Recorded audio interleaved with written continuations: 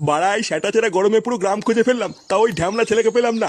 সুধীর ভাইয়ের কোনো কাজ বাজ নেই, শুধু সারাদিন গিলবে আর ঘুরে বেড়াবে।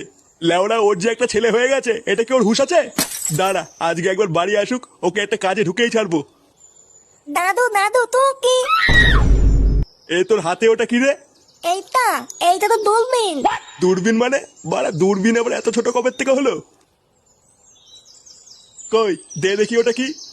দেবো না। লেওড়া তুই দিবি না, তোর বাপ দেবে।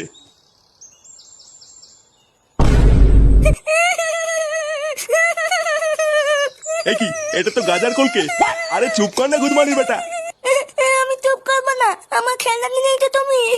আরে বাবা, এটা কোনো খেলার জিনিস না, এটা নিতে নেই।